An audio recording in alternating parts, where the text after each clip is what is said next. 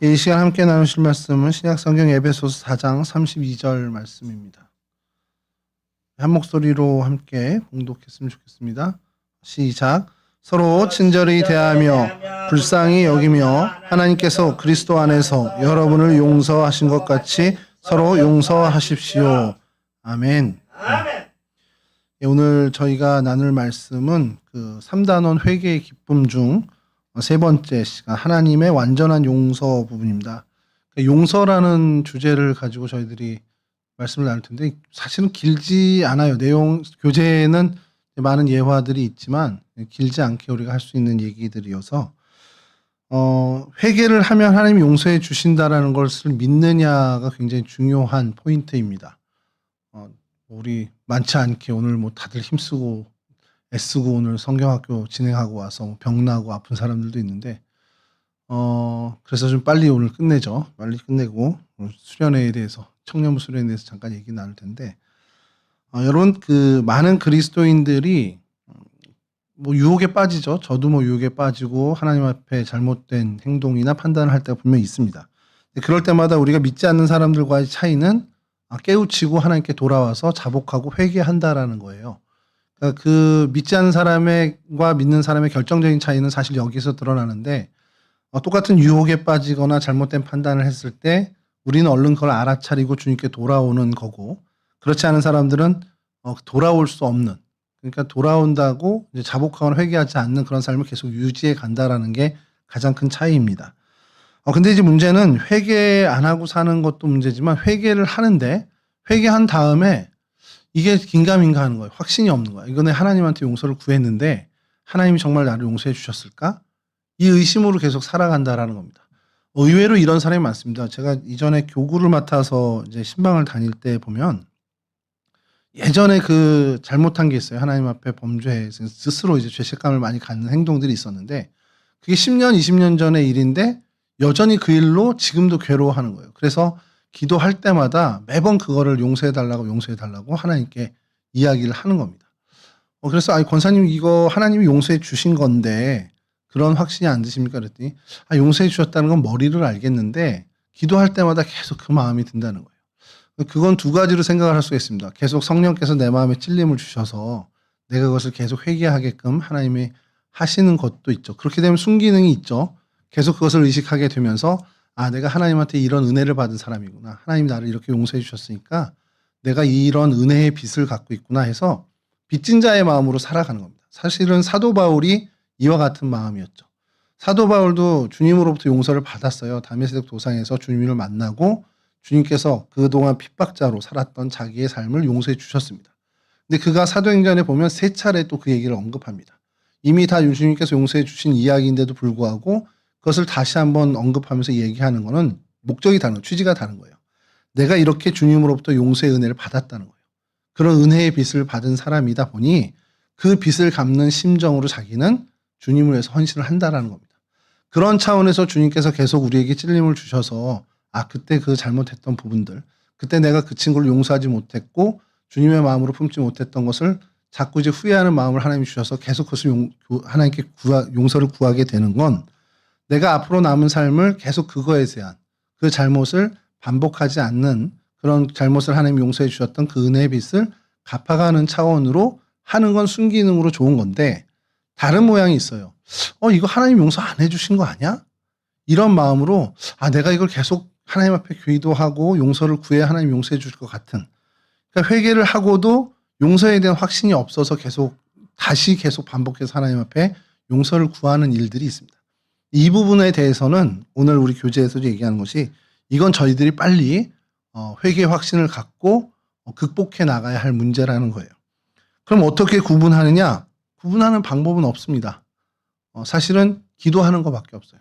하나님께서 그 마음을 주시면 기도해야 됩니다. 근데 그것이 반복되면 확신할 수 있는 것은요. 반복되면 이것이 하나님이 나로 하여금 은혜의 빚을 계속 생각나게 하시는 것인지 아니면 내가 확신하지 못하니까 하나님께서 더 확신케 하시기 위해서 이 마음을 주시는 것인지를 기도를 하다 보면 스스로 알게 된다라는 겁니다. 그러니까 우리가 해야 될 건 그런 마음의 찔림이 있다면 계속 기도하는 것밖에 없습니다. 근데 이제 여기서 중요한 건 너무 귀찮은데 계속 이걸 어떻게 매번 반복해 해서 기도 안 하게 되고 기도의 자리를 자꾸 멀리하게 되면 그 문제는 해결이 안 되는 문제로 계속 우리 안에 남아 있게 된다는 겁니다. 근데 이제 그게 우리 교회에서는 별로 그런 용어를 잘 안 쓰는데 이제 선교단 같은 경우 특히 예수전도단 같은 데서는 그런 용어를 많이 쓰는 게 그게 우리 마음에 이제 쓴뿌리가 된다라는 거예요. 그래서 우리가 신앙생활을 해나가는데 항상 그 문제가 우리의 발목을 잡게 된다라는 겁니다. 일전에 그 예수전도단에 이제 DTS를 가서 훈련을 받게 된 기회가 있어서 하는데 많은 사람들이 같이 이제 청년들이죠. 청년들이 모여서 같이 이제 기도하고 하는데 그 세워졌던 목사님이 굉장히 의외의 어떤 그 선포를 하시는 거예요. 마음속에 있는 아버지에 대한 그 용서하지 못했던 마음을 이 시간 여러분들 회개했으면 좋겠습니다. 얘기를 하는 거예요. 그래서 저도 그 얘기를 들으면서 아버지에 대해서 내가 뭔가 용서하지 못한 마음이 있나?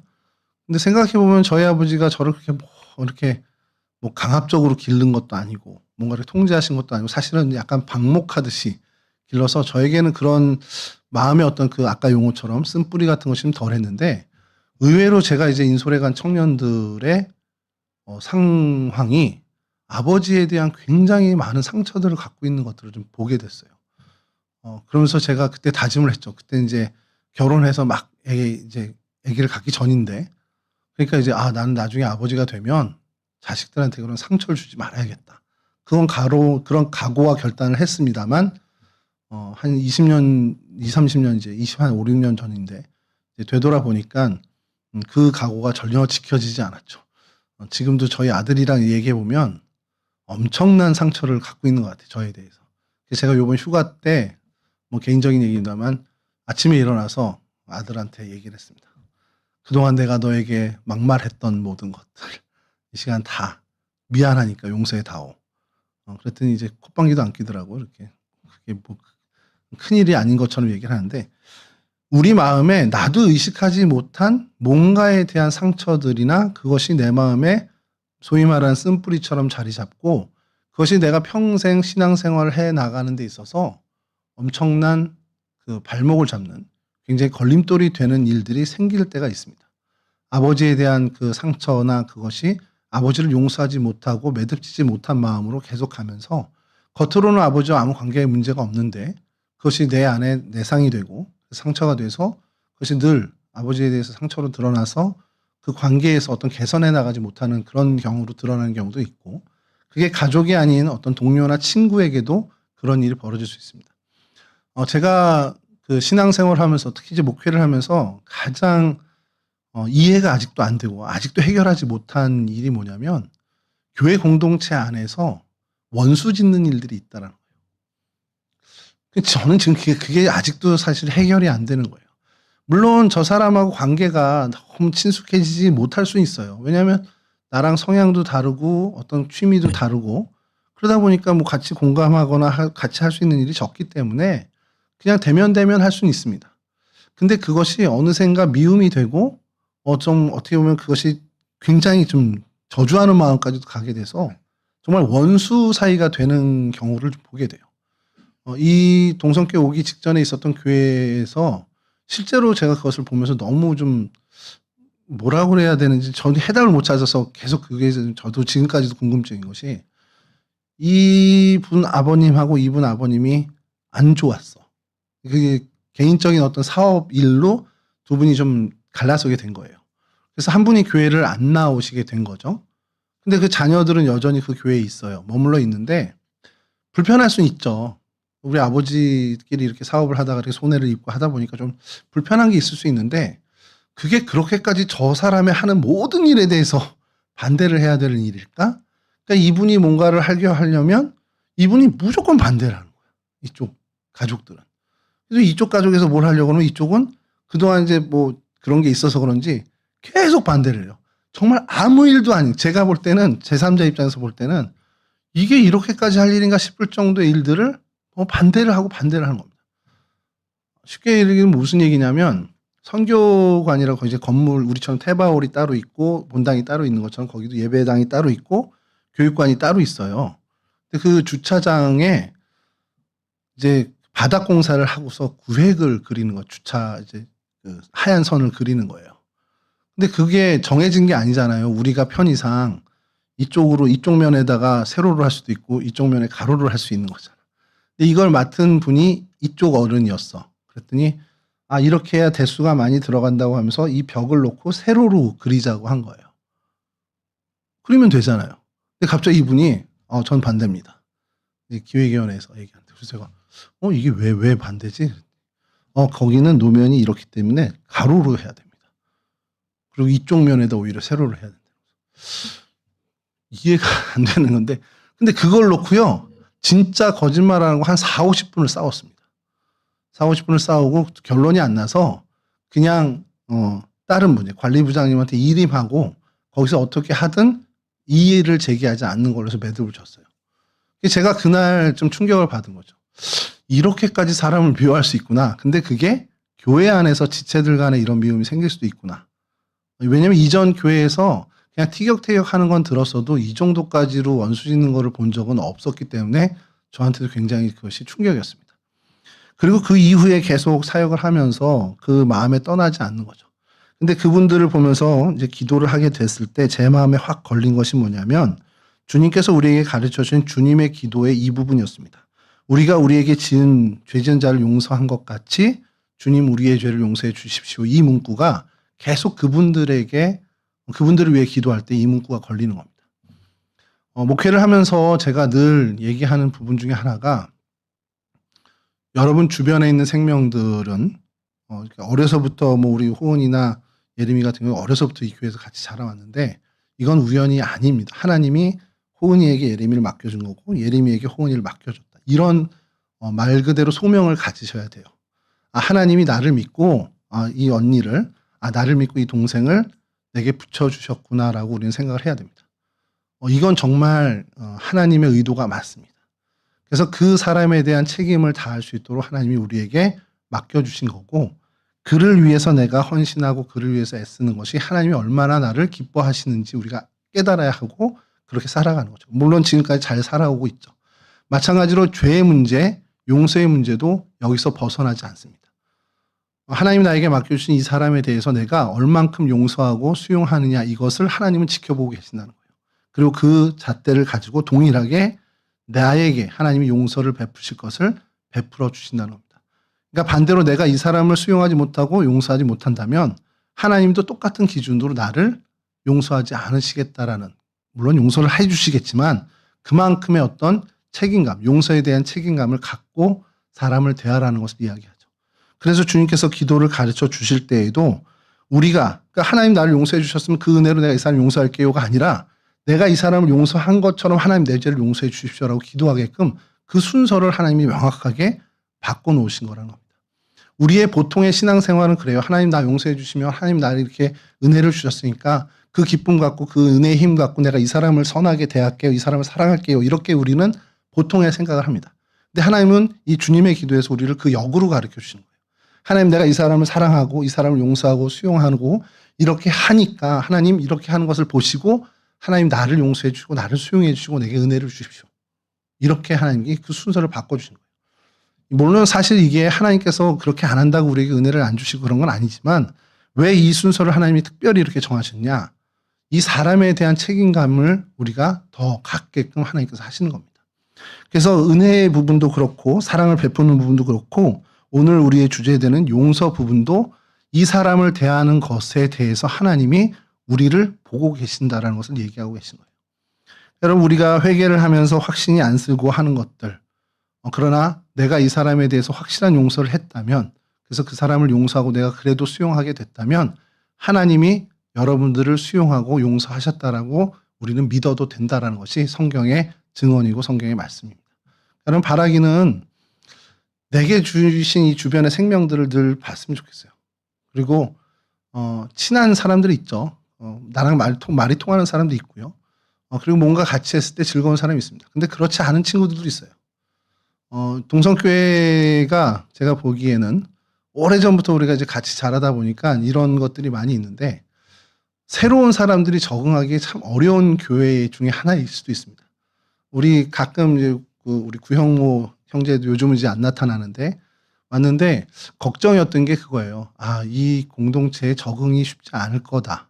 왜냐하면 어려서부터 같이 우리가 공감해 온 것들이 참 적기 때문에 그것이 이제 적응하기 쉽지 않은데 우리가 좀 더 마음을 열고 이 사람이 우리 공동체에 온 것은 하나님이 우리에게 맡겨준 사람이구나라는 책임감 이런 부분들을 우리가 좀 더 가지면 좋을 것 같아요. 그래서 그런 부분을 하나님이 보시고 우리를 하나님께서 그와 같은 마음으로 살아가는 우리를 하나님이 주목하셔서 그 행동과 그 수용성을 보고 하나님이 우리를 더 용납해 주시고 우리에게 더 큰 은혜를 주신다는 사실을 우리가 기억했으면 좋겠습니다.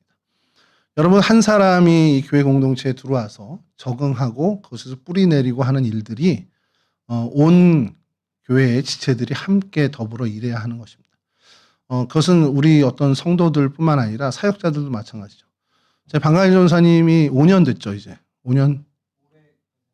그렇죠. 5년, 횟수로 5년인데, 방강희 전사님만큼만 적응 잘 하게끔 여러분들이 도와주면 좋을 것 같아요. 그 정도만 되면 저는 최상이라고 생각합니다. 저분이 여기에 뿌리 내려서 이 공동체 안에서 저만큼 잘 어우러질 수 있는 그런 수용성을 우리 공동체가 갖게 된다면, 그래서 어느 누가 와도 방강희 전사님처럼 저렇게 적응할 수 있게 우리가 수용할 수 있는 공동체가 된다면 하나님 보시기엔 전 최상의 공동체가 아닐까라는 생각을 합니다. 근데 그게 이제 사역자에게만 한정되는 게 아니라 다른 어떤 성도들, 우리 동료들, 또래의 친구들 이런 사람들이 왔을 때 그렇게 뿌리 내릴 수 있도록 의도적으로 우리가 좀 더 노력을 할 필요가 있지 않겠냐라는 생각을 좀 하게 됩니다. 가만히 놔도 잘하는 사람들이 있죠. 우리 나경화 전사님처럼 우리가 아무것도 안 해도 혼자 뿌리 잘 내리는 사람도 있지만 아닌 경우가 훨씬 더 많습니다. 그러한 경우에 우리가 그를 수용하는 것, 그를 용납하는 것, 이것이 하나님이 우리를 향한 용납과 용서와 수용과 이어진다는 사실을 우리가 기억하고 그만큼의 책임감을 갖고 우리가 더 어떻게 보면 진중하게 또 두려움과 떨림을 갖고 그 일을 대하는 그런 그리스도인으로 나갔으면 좋겠습니다. 여러분, 이 모든 것들 우리가 하나님 앞에 구원을 얻고 하나님 앞에 우리가 의인이 되고 하는 이 모든 것들이 우리의 행동에 따라서 되는 건 분명히 아니지만 우리의 믿음에 따라서 달라지는 것이지만 그 믿음을 우리가 소유했을 때 드러나는 우리의 삶의 행동의 모습은 분명하게 타인을 수용하고 용납하는 것으로 드러나게 된다는 사실을 우리가 잊지 않았으면 좋겠습니다. 그와 같은 청년부 공동체로 나아가는 저와 여러분들 되기를 간절히 바라고요. 누가 어떤 형태의 어떤 사람이 우리에게 오든 그러네. 지금 저기 바로 계시네. 우리 김성미 전사님 계시잖아. 저분이 오신 지가 이제 6개월? 7, 8개월이나 됐다고요? 생각보다 오래됐네. 저분이 방강희 전사님만큼 여기에 잘 뿌리 내릴 수 있게 우리가 도와주고 함께 수용하는 그게 우리에게 주어진 숙제라고 저는 여겨집니다. 여러분들이 의도적으로, 이거 정말 의도적으로 해야 돼요. 이건 자연스럽게 되겠죠가 아니라 의도적으로 내가 말 한 번 더 붙이고 의도적으로 내가 저분을 위해서 한 번 더 기도하고 그렇게 하는 게 더 필요하지 않겠냐는. 보면은 100% 내 마음에 들지 않잖아요, 사실. 헤어스타일도 내 마음에 다 안 들고 어제 물놀이 할 때 헤어스타일 보니까 깜짝 놀랐어. 나는 동네 주먹 아저씨가 온 줄 알고. 그러나 그 모든 것들을 하나님이 우리에게 맡겨주신 것이다. 하나님 우리에게 너 한번 책임져 봐라고 보내주신 거라는 사명감을 갖고 우리가 함께 했으면 좋겠습니다. 전도사님뿐만 아니라 그 누구가 우리 가운데 오더라도 하나님이 우리를 믿고 맡겨주신 사람이구나라는 마음으로 우리가 수용하는 그 수용성에 있어서만큼은 하나님으로 칭찬받는 공동체가 되기를 주님의 이름으로 간절히 축원합니다. 우리 기도하겠습니다. 여호와는 내게 복을 주시고 너를 지키시기를 원하며 여호와는 그의 얼굴을 내게 비추사 은혜 베푸시기를 원하며 여호와는 그 얼굴을 내게로 향하여 드사 평강 주시기를 원하노라. 좋으신 아버지 하나님, 우리 가운데 선한 일을 행하시고 우리 가운데 하나님의 귀한 마음을 품을 수 있도록 은혜를 주시니 감사를 드립니다. 주님으로부터 받은 은혜가 너무도 각별하고 너무도 큰 것을 우리가 다시 한번 깨닫습니다. 그 받은 은혜에 대한 그 은혜의 빛을 정말 신실하게 갚아나가는 우리 청년들 될 수 있도록 하나님 도와주시고 무엇보다도 하나님께서 우리에게 주신 그 은혜가 얼마나 큰지 얼마나 귀한 것인지를 먼저 깨닫는 우리 청년들 될 수 있도록 도와주시옵소서. 하나님이 우리를 수용해 주시는 것이 정말 우리를 위해서 우리를 보살펴 주는 것이 정말 우리가 우리 주변에 하나님이 맡겨주신 그 사람들을 수용하고 그들을 돌보는 그 일을 위해서임을 다시 한번 깨닫게 해주시니 감사를 드립니다. 내 옆에 있는 이 귀한 지체들, 내 주변에 있는 생명들, 하나님이 나를 믿고 맡겨주신 귀한 지체임을 다시 한번 우리가 깨닫고 하나님 그들을 위해서 최선을 다하며 선을 베풀며 사랑을 베푸는 인생으로 살아가는 저희들이 될 수 있도록 도와주시옵소서. 그렇게 하나님 나라를 위해 우리 주변의 생명을 위해 참으로 이롭고 유익한 존재로 살아가는 귀한 인생들 될 수 있도록 하나님 도와주옵소서. 이제는 우리 주 예수 그리스도의 그 크신 은혜와 우리 아버지 하나님의 그 극진하신 사랑하심과 성령 하나님의 교통하시며 도우심이 이제 하나님께서 맡겨주신 귀한 그 책임감을 준행하기 위해 그 책임감을 다하기 위해 결단하는 그렇게 하나님의 신실한 사랑의 사람으로 살아가기를 결단하는 우리 청년들 머리머리 위에 이들의 인생 위에 삶의 자리 위에 이제로부터 영원히 함께하여 주시길 간절히 축원하옵나이다. 아멘.